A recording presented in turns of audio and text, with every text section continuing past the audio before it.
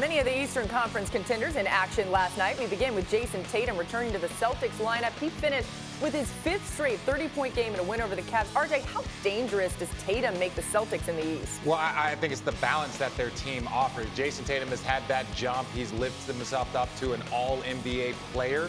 And really, when you combine him with Jaylen Brown, you combine him with Kemba Walker, they have a problem on the perimeter. So it's going to be a great postseason for these guys. How about Duncan Robinson? Drained 9 three-pointers in the Heat's win over the Magic. Seth, what's the Heat's ceiling in your mind? They're the second best team in the East, I think, and they could potentially come out of the East. But this dude started in Division III. Let's go. Now he's one of the best shooters in the whole NBA. You get him a step-in three, that dude is knocking down 9 threes. The Heat, second best team in the East. There we go. Hey, Giannis and the Bucks, as RJ shakes his head a little bit about that comment. We'll get to that. They're back on track after their loss to those Heat.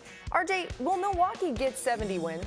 No, I don't think they're going to get 70 wins. I think they have such a lead. And to me, if you're not going to get the record, 70 wins is great. I think you need to start resting Giannis, not from the standpoint of not, he's had a lot of fourth quarters off, but I think you need to give him some nights where you're just like, hey, we've clinched the best record in the NBA. You can have half a night here. Yeah, Giannis consistently plays so hard, too. Yes. He's putting a lot out there. The Bucks will look to keep marching on as they travel to Staples Center on Friday for a date with the Lakers. Speaking of those Lakers, you see it here. They have a gauntlet of a schedule in the near future. In addition to Milwaukee, they'll see the Clippers, the Rockets, the Nuggets, just to name a few. So it's a big stretch coming up for them, Seth.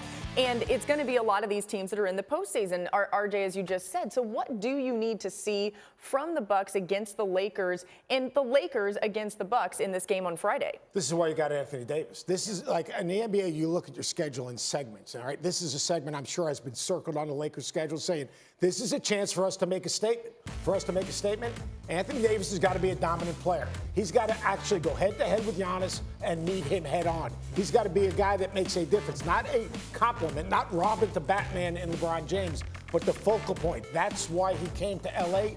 to win a championship.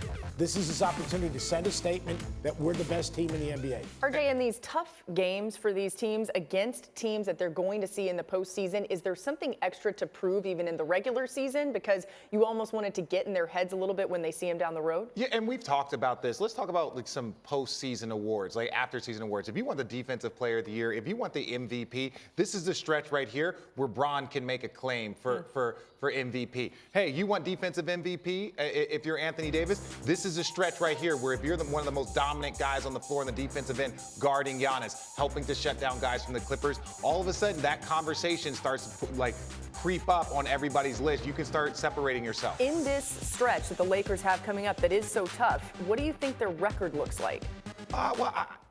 Again, you never know with the Lakers, and I say this, like they've had some bad losses to the Clippers. They've had some losses to the Bucks.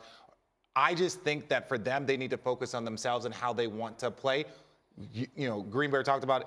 You want Anthony Davis to take that step up. You want him to be aggressive. This is why you brought him in. But ultimately, it's all going to be about how they mesh and how they play against these top teams. So we just popped the schedule up here. You want to take a stab at what you think the Lakers do against those teams? I think they go 6-2.